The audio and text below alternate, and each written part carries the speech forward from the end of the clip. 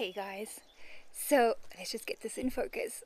There we go. So it's the end of the fourth day and my last day of adventures in farm hunting.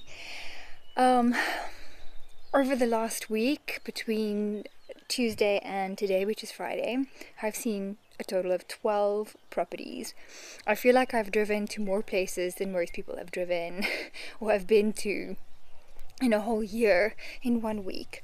I'm pretty exhausted and every day has been really exhausting by the time that we get back to the Airbnb. So we're back at the Airbnb now, and today, our last day, we only saw one property in closer to Fundao. Yesterday I saw a total of 4 properties. We drove all over the place in the morning till 1 o'clock. We went to Nova, Monsanto, and another place that I don't even remember the name for, but we went about 40 minutes south of Castelo Branco, and then we went all the way up to Monsanto, about 20 minutes away from the Spanish border. It felt like we drove forever and we went really far. If you were to do them individually as single trips, I guess it would be like 30 minutes to each of those places, but because we did it and we drove like literally down and then up and then all across the place, it felt really long. Of the 3 properties I saw, of the 4 properties, so that was the morning, I saw 3 properties, and then in the afternoon I drove up all the way an hour out of Castelo Branco to Guarda, and I saw the property that was close to the train tracks that I saw on Google. It was my favorite property that I saw yesterday. It is completely finished, completely renovated. Minor works needed here and there. Maybe some additions like heated towel rails, which is an absolute must being here because your towels just never get dry in winter. A little pergola outside would be really nice. During the winter it would be nice to have a little pergola outside for rain, and for summer it would be nice to have some shade, and small things that I could add in there, like an above ground pool, which is really not that expensive to buy. The property is fully enclosed in the sections that are needed. 5 hectares, really beautiful views, big paddocks. The lower parts is about 3 or 4 terraces that are really big paddocks and just green pastures really, and the section above the little road is basically the closest section to the house, which is probably a hectare in itself as well, I would say, maybe a little bit more. Perfectly beautiful, enclosed. There's about 4 access points to that part of the property with 4 big gates, and the closest area around the house is completely enclosed, so I would feel really safe there with the dogs, and really nice, beautiful wall. Like I said, I can move in and not have to do a thing on that house. The only problem is that it's in Guarda.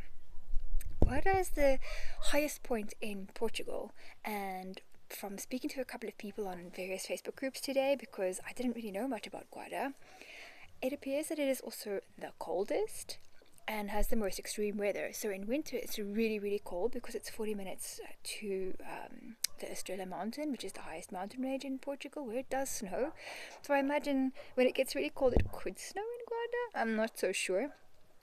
And then also they said that it gets like temperatures to 40 in summer as well. So there are extremes on either side. Shiva baby, thank you. Shiva got all the other dogs going now. So Guarda has extremes in temperatures. It can get cold and it can get really hot. But I really love that property. So today I went to see a property closer to Castelo Branco. It was about 40 minutes away from where I'm staying at the Airbnb in Sevalage, and it's a really nice property. It is probably the most interesting property because it has a new build house. The owner had recently built the house, so it has 2 other structures, one of which is used as a workshop and also houses the water, the big water tank, and the other one, a water tank as well as the solar system. The other one is currently used as a chicken coop, which is nice because then they have somewhere warm to stay inside, and it's completely fenced around the chicken coop structure, so the chickens can come outside in free range and all of that as well. The property also has a borehole and a well. It is completely off-grid though, so no mains, electricity, no mains water. So that would be something new to learn, I guess. It currently works off a pretty big solar system, what looked to me as pretty big. I mean, I don't really know much about solar, so I will have to dive in the deep end and learn very quickly if I do buy that property. It has the most beautiful views as well. It's a 2-hectare property. It's already got existing olive trees, some citrus, and you can plant some other things there as well. Easy maintainable property, and it's fully fenced, which is nice. 2 hectares is a little bit easier to maintain than 5, and also this property is closer to Castelo Branco and in this district, which is a little bit warmer than Guarda. The other thing about this property is that it's got 2 big yurt structures, which means that it is kind of like glamping, tent, camping, glamping structures. So 2 big yurts, one sleeps 4 people, the other sleeps 5 people, already there, and it does really well on Airbnb. So it's got an existing clientele, it's got existing reviews and stuff of people that do come and stay there and that have stayed there. It's also got a small kitchen area for the people that stay in the yurts, or an outside, they call it a summer kitchen here in Portugal. Do you like olive oil? Love olive I'll oil. give you some before you go. Oh, thanks.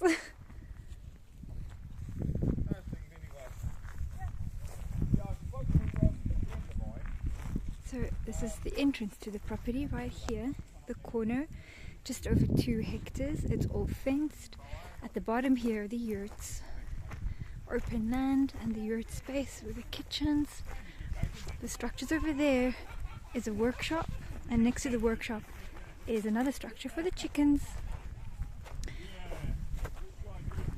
Full kitchen, yurts, wells, borehole, and we're still to see the house. And it's also got a beautiful water deposit that has been turned into a swimming pool structure. So that's really nice.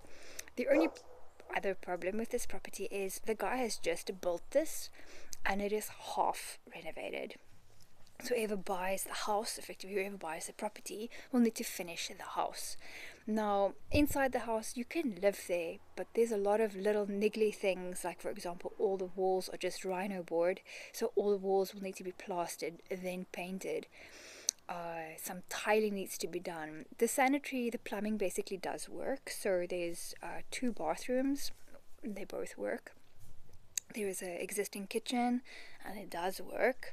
It runs off gas appliances because the house is fed through the solar. So basically the whole property is run through the solar, and you can't run a lot of things together because obviously then the solar just doesn't have enough. There is a generator to back up the solar energy if the solar power doesn't fill up enough during the day. So that I think is the tricky bit, and also the renovation. The property is not cheap. It's about 215,000 euros, plus then all the renovation that needs to be done, which the owner estimates at about 15,000, I would say at least. And if you wanted to upgrade the solar system, each battery is about 3,000 euros, and it would probably need at least 3 to 4 more batteries, so that's another 12,000 euros, just to be able to run a couple of more appliances, or just to run things a little bit more efficiently, I would say. He lives there by himself, and of course the electricity is shared when people are staying in the yurts, but they only have lighting, and obviously, of course, some of the appliances in the summer kitchen as well. So yeah, quite a bit to do on that property, but the views are beautiful. It is a little bit expensive for what it is, 215, with all that additional work that needs to be done. Whereas the Guarda house is currently listed for 195,000, and nothing will need to be done on that property at all. Maybe later on I can fence the larger section of the property, put in some heated tall rails if I wanted, like I said, but none of that needs to happen immediately. That can happen over time, and at 195 it is 20,000 less than the other property. If connected to the grid, and I can always put in solar later if I wanted to. It's got its own running water and all of that as well. So I think I have some big decisions to make, and as you can tell, those are probably my 2 leading properties that I've seen this week. A big a big point in the decision-making process is obviously how close it is to Castelo Branco, but I don't know. Which way am I going to go? I have a lot to think about. Comment down below what you guys think I should do, or which property you think I bought, if I ended up buying any of them. Like and subscribe to see what happens next.